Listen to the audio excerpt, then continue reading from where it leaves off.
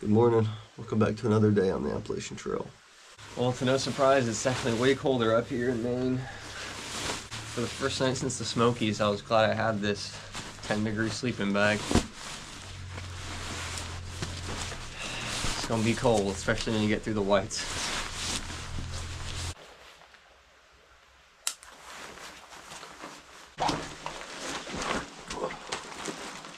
All right, heading back on trail.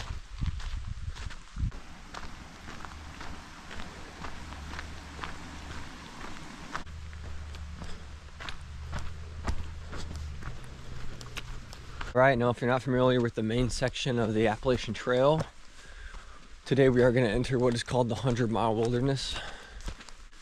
We're only doing about 13 miles today to the closest shelter. Just like the name says, the 100-mile wilderness is the most remote stretch of the entire Appalachian Trail. So there's still shelters and lean-tos, which is super nice, but there's no roads or anything connecting to towns where you can resupply. So because of that, the Appalachian Trail Hostel, the hostel I stayed at that shuttled me into Baxter State Park yesterday, they offer a service for $80. They'll meet you halfway and give you a little resupply. So when I was there, I filled up a gallon bucket with all the food I would need for the second half of the 100-mile wilderness. So I have a meet scheduled with them for the halfway point, and they're gonna bring it to me. It costs $80 because they have to use like some logging road, and that's just the fee that it costs them to bring it.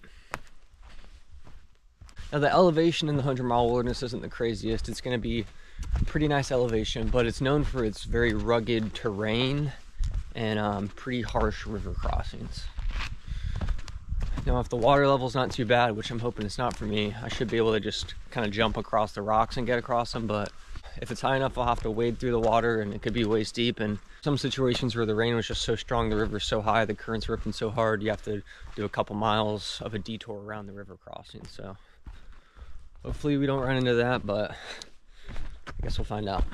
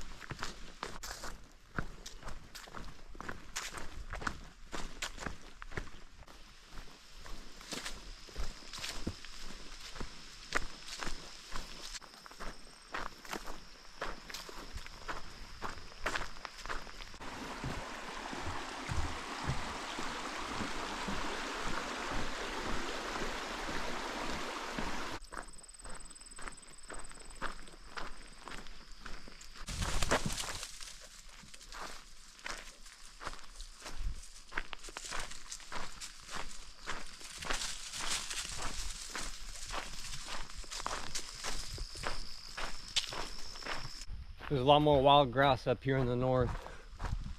If you don't know, grouse are like a wild chicken almost.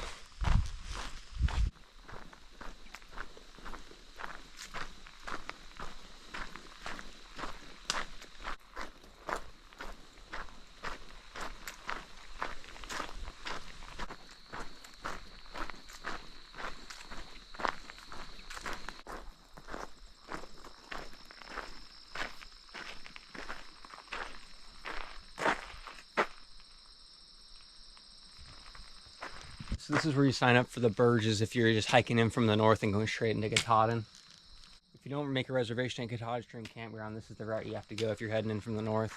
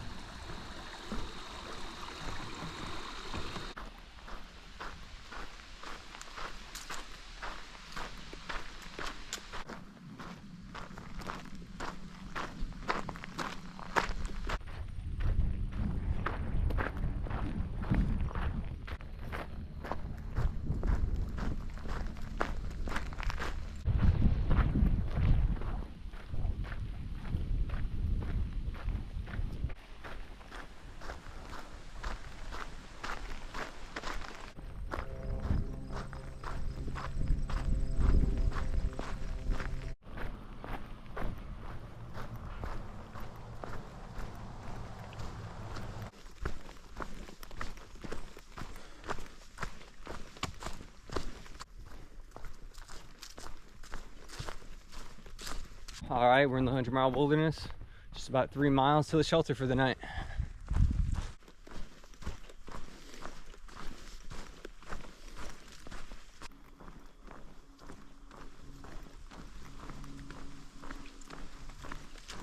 So these boards I'm on right here are bog boards, and a lot of the 100-mile wilderness here in Maine is very boggy. And if you don't know what that means, I'll show you. So the untrained eye, that just looks like a little bit of mud, but as you can see, it goes deep. And I could push my hold on probably all the way if I wanted to, but I don't want it to get that dirty. So it's really important to make sure I don't fall off these boards. It's gonna be a rough day if I do.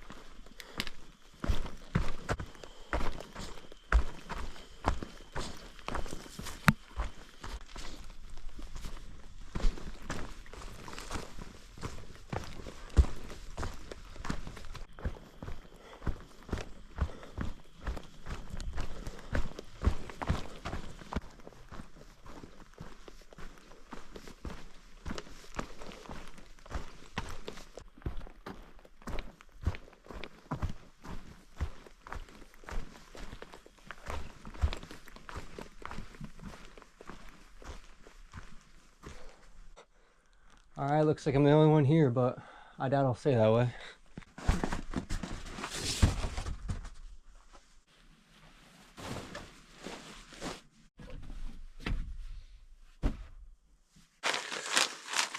All right, gonna make up some dinner. Gonna do some mountain house beef stew.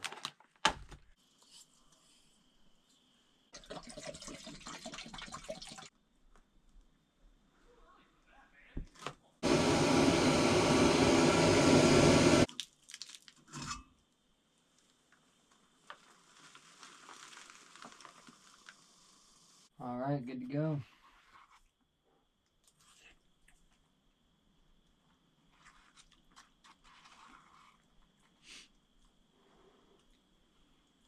Well, it's starting to get dark, so I think I'm gonna go ahead and get a fire going.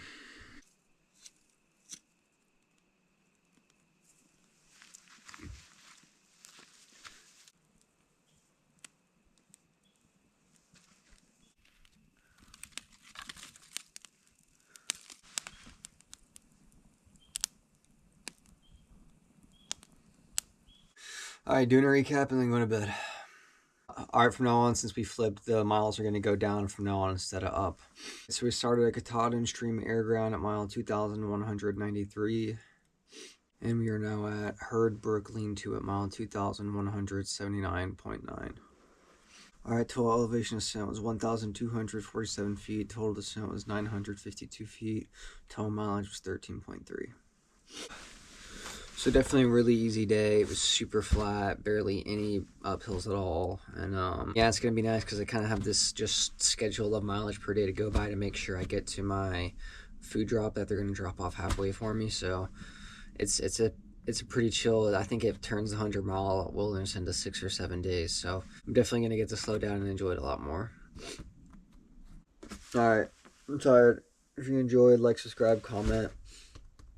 I still don't know what day it is, but I'll see you tomorrow.